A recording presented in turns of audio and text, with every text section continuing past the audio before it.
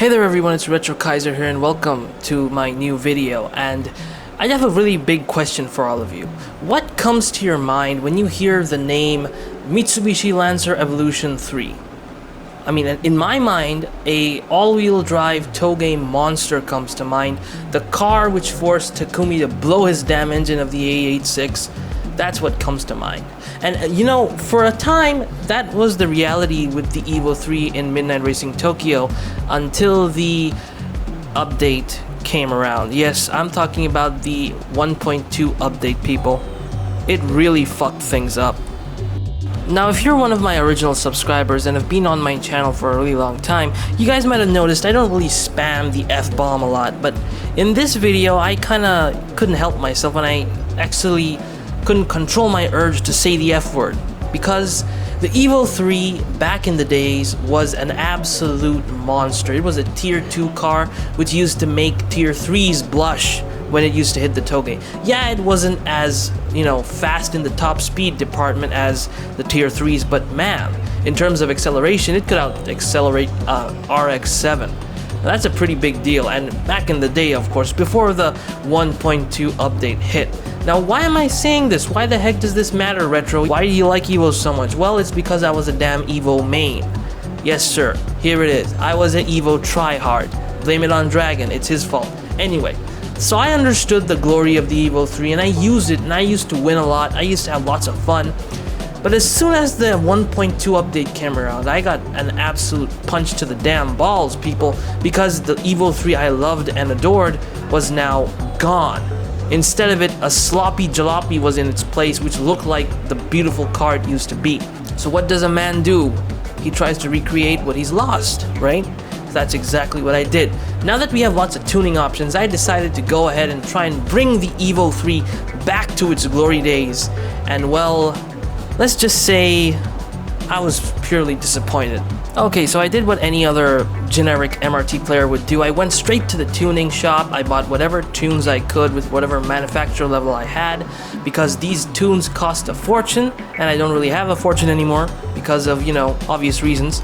But anyway, I divided the entire tuning thing into 3 stages, according to the ECUs that I was installing in the Evo 3, from stage 1, 2, to 3.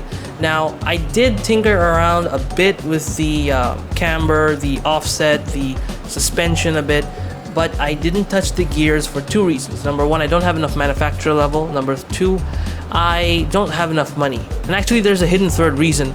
I'm not that great of a tuner, honestly, okay? I'm just gonna keep it right over there. I'm not a tuner whiz, neither do I have all that time right now to just sit and learn. But I will learn how to tune, obviously. But anyway, putting the gearing aside and the weight reduction aside, because I don't have that kind of high manufacturer level yet, I did what I could. So I hit the Godzilla Gauntlet with the Evo 3 after the Stage 1 tune with Dragon as my co-driver, because I kind of like to have a, you know, third-person perspective on what I'm doing with my cars so that I can get some other input aside from my own opinion that I have regarding my car's performance. And honestly, it was performing slightly better. There wasn't a massive difference with the stock form. It was better, yeah. The suspension, well, it was, at least in my case, it felt a bit wonky, but still was reacting a whole lot more better. But there was a big problem. I noticed that the Evo 3 that could easily do a 220 or 219 back before the 1.2 update wasn't even capable of slamming a sub 225.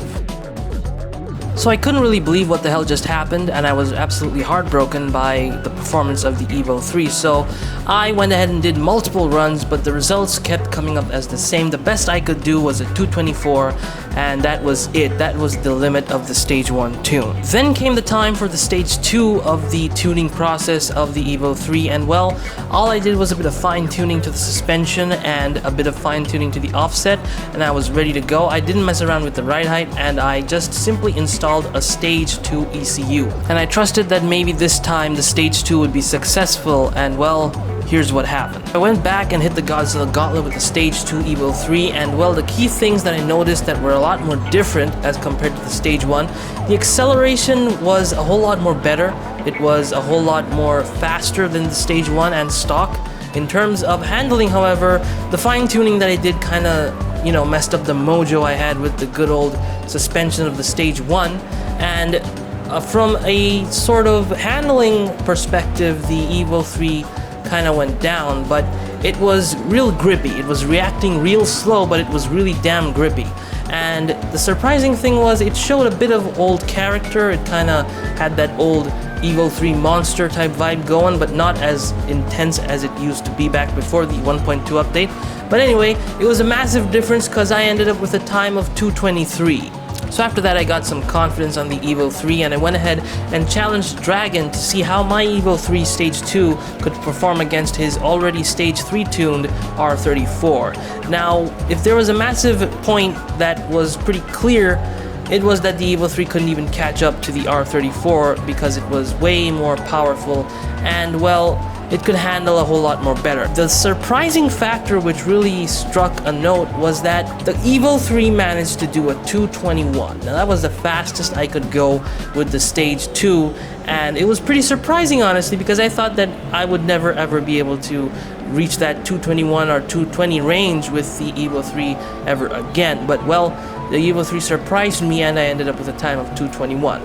So the time I was waiting for finally came around, and it was time for the Stage 3 tune, and boy oh boy was I excited, because after the Stage 3 tune I finally got the Stage 3 ECU, and then glorious misfiring system finally made its return back to the Evo 3.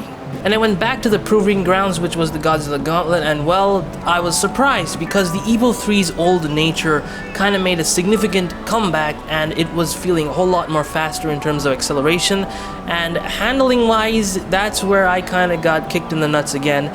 It wasn't on par with the acceleration, and I obviously had to do more fine tuning. But despite that, however, here's where the sad part comes along. I couldn't go anything lower than 220. 220 was the absolute peak limit that the Evo 3 performed on my hands on Godzilla Gauntlet, and well, the Stage 3 tune proved that it's only gonna go 220 if you're talking about city events, and well, I was disappointed. So what happened after, you ask? Well, genjitsu ga watashi o osotta. Reality hit me. Now you might be wondering, RetroKaizer, what kind of reality actually hit you? Well, the reality that hit me is that this is Midnight Racing Tokyo. It's not Initial D, and neither is it Jackie Chan's Thunderbolt. It is Midnight Racing Tokyo. And ever since the 1.2 update came out, we've been constantly getting some pretty good updates from Dev Jam, and recently we've now got Tier 4 cars. So now we have cars that are faster than the Tier 3. Basically what I'm saying is, if you had a Tier 2 car that could deal with Tier 3 cars without much tuning, and then the Tier 4s come in, and the Tier 3s are already being beaten by this Tier 2 car, then you go ahead and tune this Tier 2 car, and it starts beating Tier 4 cars, of course it's going to be a pretty unfair advantage, and it's going to be pretty unrealistic at the same time. So that's what I understood, that these cars, these buffed up cars, basically walked so that the Tier 4s could run. Basically, that's what I'm saying. Now, I know I'm fanboying a bit, and my opinion is somewhere or the other a bit biased towards the Evo 3, but hey, I mean, it is now not that powerful, and it is basically a shadow of what it once was before the 1.2 update, and I'm now left with having to look for another car to become a main of. So yeah, that's basically the reality that came in, and that is what is actually happening. So at the end of this video, I'd like to say that the Evo 3 still isn't a lost cause, okay? I mean, this is just my attempt that I'm sharing with you guys, you know, me trying to bring back the Evo 3 as its old great character. So if you are someone who has a great Evo 3, do share your comments about what you think about the Evo 3, because there are obviously a lot more people out there, and of course they might have been able to easily get their Evo 3 above the old status that the Evo 3 had. The Evo 3 isn't a lost cause, but I'd say it's basically now an enthusiast's cause. If you are a Evo 3 lover, or an Evo enthusiast, or an Evo collector, only then it's gonna make sense that you're gonna throw in all that money in tuning this car, and you know, spend all that time in the tuning space and just keep tinkering around with the Evo 3 trying to get perfection out of it. So the easy alternative's already there. Either buy a damn Tier 3 car, or just go ahead and, you know, save up and buy a Tier 4 and just blow a Tier 3 and 2 away. That's basically it. So I hope you all enjoyed this video, and if you did, do hit that like button, and if you're new around here, do hit that subscribe button so you don't miss any of my uploads.